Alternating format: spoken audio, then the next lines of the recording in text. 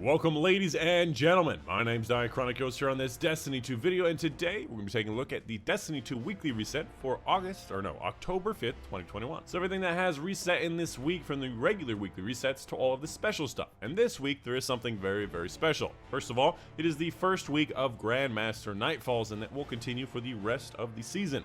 Secondly, there are going to be double Nightfall rewards, which I believe means that it's Double Ordeal Rewards and not Nightfall rank, but I don't know. If it's the primary, you're just going to be able to get so many prismatic shards and those little slivers that you never even know what to do with, and then you get a postmaster full of this stuff you don't even understand what to do. So yes, if you are of any decent power, I would recommend doing some Master Nightfalls this week because it's going to get you a lot of good stuff. Unfortunately, it is not really the best Nightfall to be getting double rewards on, as the Hollow Layer is a bit of a longer one and the boss cannot really be killed very quickly. There's a lot of phases on it, so it's unfortunate, but it happens. When it comes down to 100k, I would honestly imagine that Legend is going to be your best bet. I don't think Hero works, even though it is a very high scoring Nightfall. When it comes to the Nightfall uniques, it looks like this week it's going to be the Uzume Sniper Rifle and the Plug 1 Fusion Rifle. And if I remember correctly, I think the Plug 1 can have Reservoir Burst, which is pretty good. The Vanguard Strike Burn this week is going to be Solar Singe.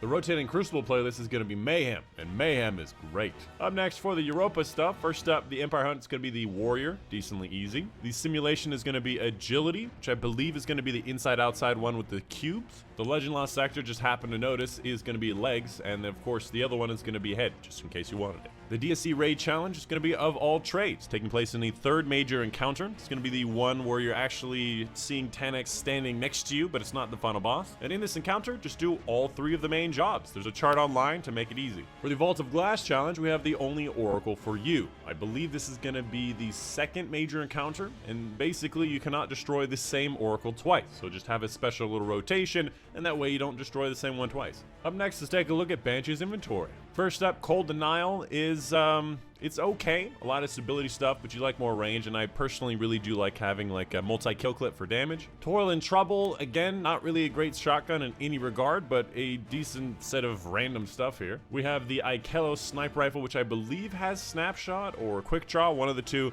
and I'm not really a fan of the rest of this. The Last Dance, Quick Draw Opening Shot. I believe this does have a damage perk, but if you're looking for just stats outside of damage, this is a pretty damn good roll for it. For PvP, that is. Temptation's Hook, again, not really looking for. Relentless Whirlwind is possible here. I would recommend that. And then finally, Bad Omens. Kill Clip, not really what you want, but Field Prep is. Everything else may. Up next to take a look at the seasonal challenges for week 7. First one is going to be pretty obvious. It's going to be the quests plus shotgun kills against Taken and Scorn. Focusing tier 3 Umbral Engrams, need 2 of them. This one's a bit of a weird one. So it's stasis abilities, solar abilities, or shatter damage, and then of course the stasis or solar melees for Abyssional progress. Abyssional. Completing the alignment activity in under 10 minutes. Oh, this one's a challenger plus. It's going to be Crucible Mashes in the Glory Ranked playlist. Oh, not getting that one.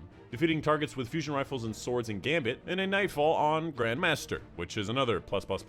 This one's a plus. It's not bad. To be honest with you, if you're able to do a Grandmaster, maybe experience is not really what you're looking for. And finally, for Eververse's inventory, let's take a look at the Bright Dust options. Ooh, very fancy. I like that. First up, we have the Cat Ear Dance, which is the little cat ears on top of the head. I assume that's infinite. We have the Wanderer's Wing, which looks like this, which is not a bad looking sparrow. I think it's somewhat unique. We have the Transmit effect for the Signal Process, which is pretty nice. And of course, we have the Bruised this thing. For the other Bright Dust section, first of all, we have the Protecting Teammates, where you throw down your hockey sticks and your gloves and you say, "Let's fight, god damn it, let's fight!" And the Dreamer Shell, which is a pretty straightforward shell, but it does have a lot of very... Actually, it's just the front side. I just realized the back side doesn't have anything on it. Party in the front, business in the back, kind of like a reverse mullet. After that, we have the Pragmat Powerhouse, which is this sparrow, which is very, very large. We have the chest piece for whatever character you're currently on. Again, I'm on my hunter, so I see the hunter one, whatever class you're on. We have the Be Sneaky emote, where you're just saying shush and you're being very sneaky. You have an ornament for the Telesto, and of course, a Ghost Projection. Ooh, was that a penguin? That is a penguin! That's actually a really good one. I might get that. We have the Up in Smoke Transmat effect. We have the Vex Invasion effect. We have the Traveler's Wake effect. We have Boreal Cha, which is a new one for this season. Looks pretty nice actually on the weapon here. It's very matte black with some silver and a little bit of that green. So on weapons, it probably has a pretty good look, and certain armor pieces as well. We have the Abyssian Gold, which I don't see much gold in that little preview there. We have Amethyst Bloom, not really my favorite. I still prefer the Sunrise Warrior. And then finally, the Hake History Polish. Again, never really found a use for it. And yes, I know what I said. It's capital P. That makes it Polish, not polish. Everybody knows this. And finally, just wanted to touch up on the different mods available here. First of all, obviously we have the next step of the Wayfinder Trove, and then we have a bunch of different mods that are available. And it seems like a lot more than there was before. This one is powered melees, give you an elemental well matching your subclass. This one I'm still a little confused on. It has to do with well mods grant time limited benefits now stack. Like Font of Wisdom, like gives you like what, 40 seconds of like plus 50 intellect. Can you like 80 seconds or something? Is that how it works? Picking up Arc Elemental Well gives you more melee energy.